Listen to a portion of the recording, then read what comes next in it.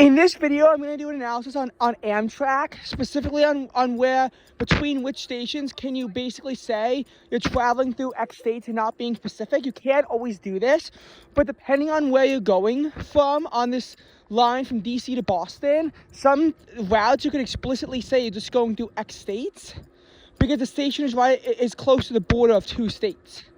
But you can't always do this, and I'm only focusing on Northeast Regional because a lot of the other routes I don't know the stops. The only other train I've been on that was not Northeast Regional was the Crescent Line, but I don't remember enough about the stations, and I almost always take Northeast Regional. First of all, but in some cases it is possible to take public transport and avoid Amtrak, but it's not recommended. For example, from UD, the SEPTA line, which is very shaky as it is, gets you from either Newark or Wilmington or maybe Churchman's Crossing if you want to go halfway in between, and it can take you all the way out to Philly.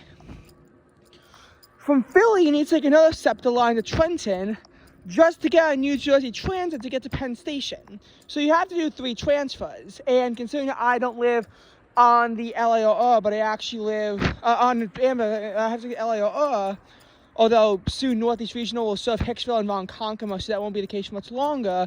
But until it does, that would involve 4 transfers for me. Probably actually is cheaper than Amtrak, but it's much more of a hassle, and if you miss a train, it's a lot more catastrophic.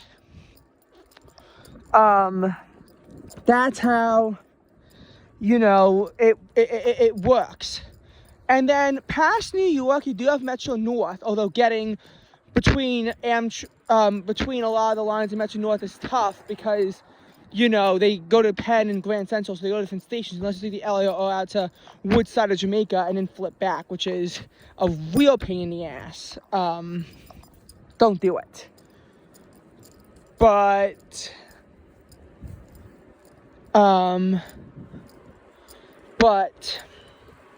regardless, the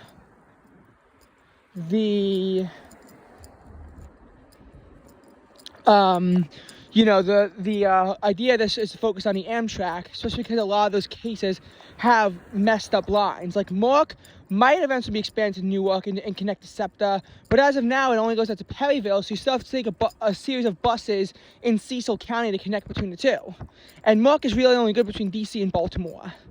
And then Metro North goes out into Connecticut pretty far, but it doesn't go anywhere near as far as where the Boston Metro line takes you.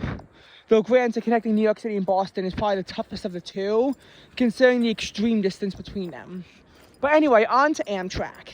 So I feel like DC itself is in this weird area because it's close to Maryland, and I'm not sure what the first station in Maryland is exactly, but it's probably pretty close. I'm not sure if it's BWI Airport. It might honestly be.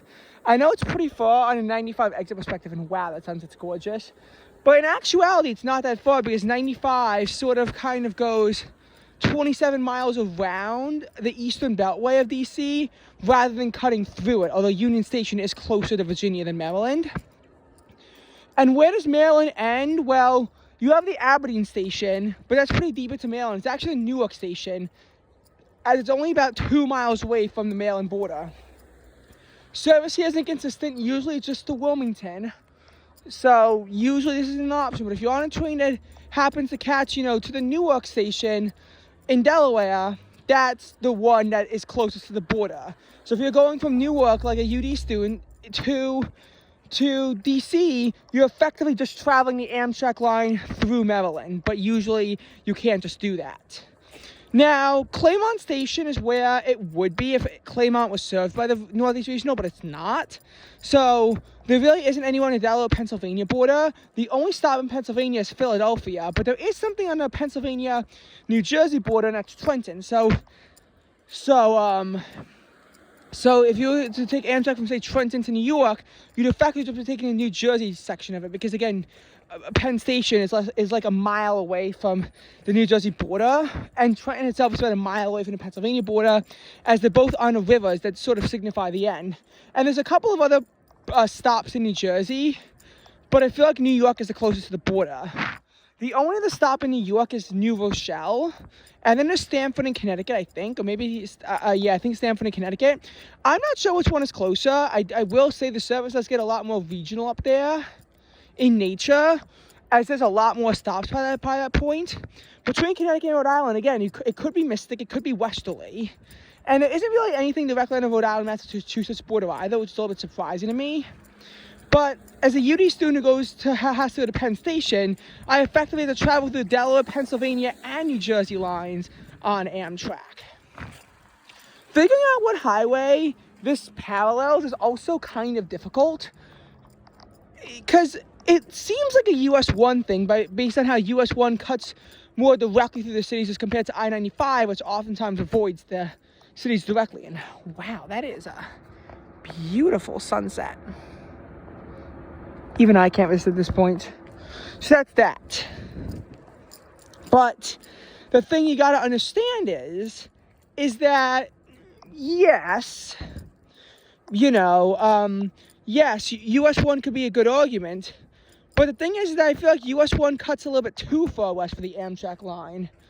In specific, US 1 does not serve Delaware at all. You go from Rising Sun directly to Nottingham, and while it does get close to Delaware at points, it doesn't actually go in Delaware. So in that sense, it functions like I-95 in a way. It functions like I-95, which does still go through PA the same way that it would. It's hard to tell. It definitely functions more like US 1 from DC to Baltimore. But then after that, I feel like it goes on an I-95 type-ish route, maybe parallel US 40 as well, between Baltimore and Wilmington. And then at Wilmington, I'd still say it kind of goes through the I-95 route. But the way that it stays in PA longer by going to Trenton makes it sort of flip more to the US 1 side. They are pretty close at this point. And then it goes to Boston, which is very US 1, like as 95 avoids it. So